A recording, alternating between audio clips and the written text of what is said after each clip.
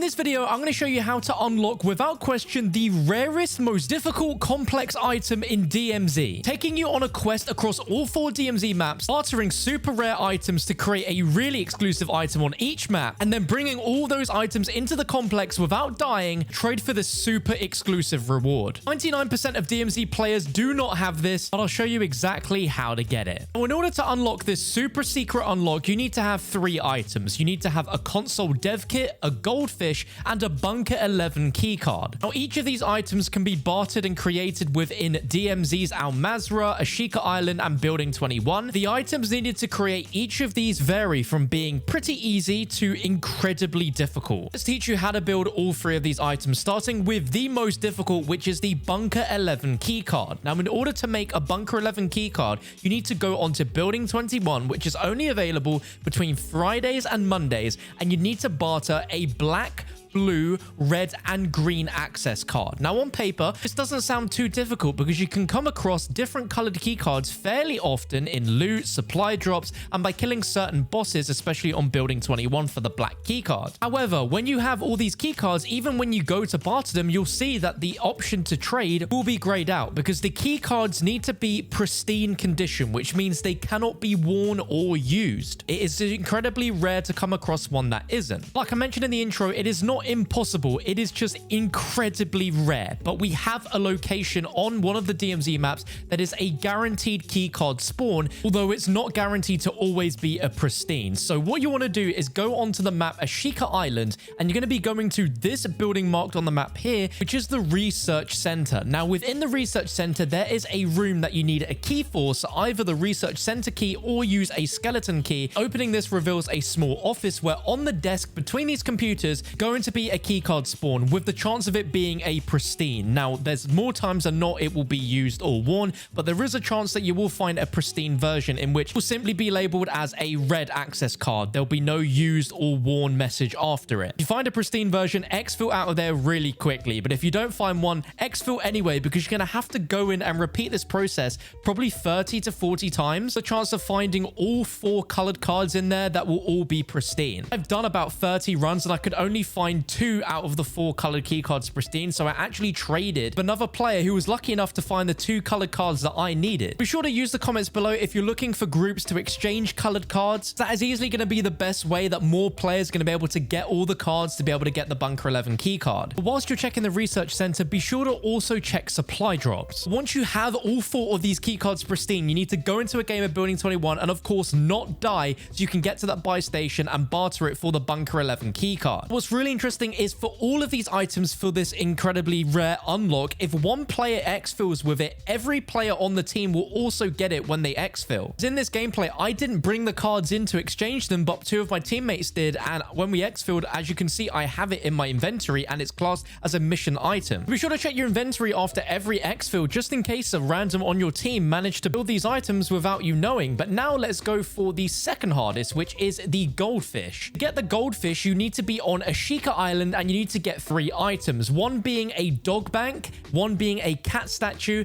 and the other being an Ashika Kitsune original mask. Now, for me, the dog bank and cat statue were the hardest items to find because these can only be found in the luggage bags and lockers across Ashika Island. Good thing about the dog bank and cat statue item is the game classes them as a mission item, so if you exfil with it, it will be within your mission items, so you'll be able to take them into any future game, but you can then combine it with the Ashika Kitsune original mask. Now, to get this mask, you need to open a bag which is deep underwater north of the map using a drifting supply bag key. You can make this easy on yourself if you have a skeleton key and you can open it with that. If you don't, you have to find the drifting supply bag key from opening secret rooms that might have the key, or by having the HMS shipwreck cache key, in which you'll use that to open, and inside will always be drifting supply bag key. Exactly where I am, you want to swim under the water, open up this bag, and you will find 3 masks, and one of them will be the Ashika Kitsune original. All 3 items, make your way to the buy station and barter it for the Goldfish and then exfil, and the Goldfish will also count as a mission item, meaning anyone that's in your game will also get it when they exfil. Now, the third, final, and easiest thing to make is on Al Mazrah being a Console Devkit, and for that you need to get 3 game consoles, the Golden Skull Valbagra Miner, and 2 nuclear fuel rods. Now, finding 3 game consoles isn't difficult, but the fact that they are just not very close to each other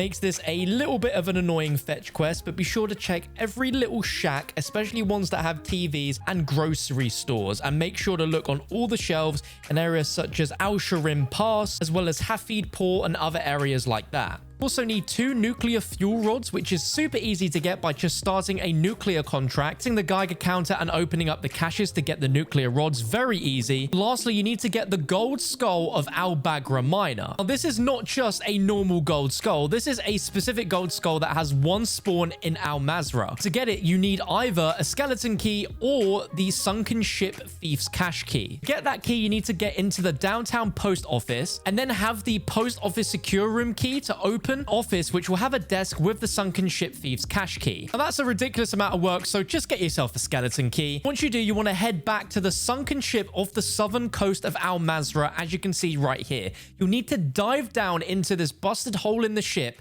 and just inside on the right will be a duffel bag. It'll be highlighted with a white outline. You'll have to unlock it using your skeleton key or the thief's cache key, and inside will be the golden skull of Al Bagra Miner worth $25,000. Once you have all 3 of these items, go to any buy station and barter it to get yourself the game console dev kit. Exfil out, and now you should have all 3 items ready to go into the complex to barter for the gun screen. Before you do this, it is highly advised to use a secure backpack, because if you die in the complex, you won't lose all these items. What I did is actually duplicated these mission items a few times with my teammates by having one person spawn in with it with a secure. They left, we picked up the items, exfilled, meaning one player now has 2 sets. Player that left still has the items because they had a secure backpack, and then we can just rinse and repeat until everyone has 2 sets. Once you're all ready, you each have these 3 items. You need to put them on, go into the complex, and you need to make your way to the factory admin section of the map, where you will be able to find the buy station, and you'll need to read the shopkeeper's notes. You need to collect the items that he's requested in order to unlock the secret buy station where you can barter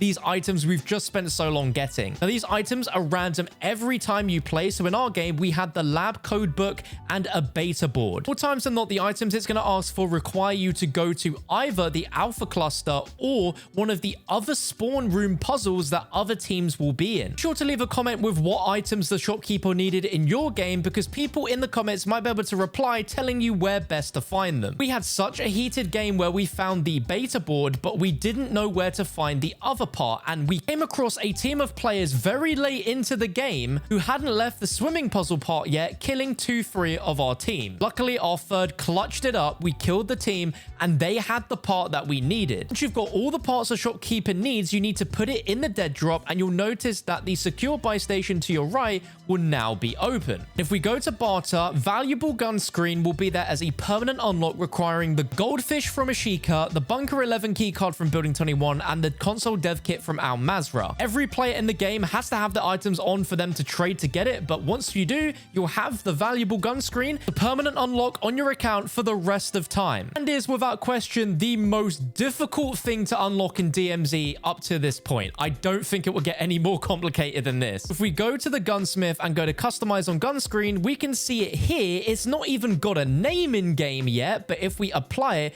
you'll see that in game, whether you're playing DMZ, Plunder, Warzone, you'll be able to see just how much cash you've collected, and it will always be shown there on the gun screen rather than you having to look down in the bottom left. And when you put it on the Heated Madness blueprint, which is the secret blueprint in the complex, this thing actually looks really, really nice. It's sort of glowing when it's under certain light, and it looks really, really nice. But when you see it, you just wouldn't expect it to be as difficult of a thing to unlock as it actually is. And at the time of this video going out, it seems to be bugged on some weapons, because as you can see, I've put it on the KV broadside, and the screen is just black. There's no display on it, even when I have cash. So I don't quite know what's going on there. But if you kill any player that has this on their weapon, then you know that they have gone through absolute hell in order to unlock this. Once you've created any of these mission items in either map, it will be saved in your mission items in your inventory. And as long as you have one of them and exfil,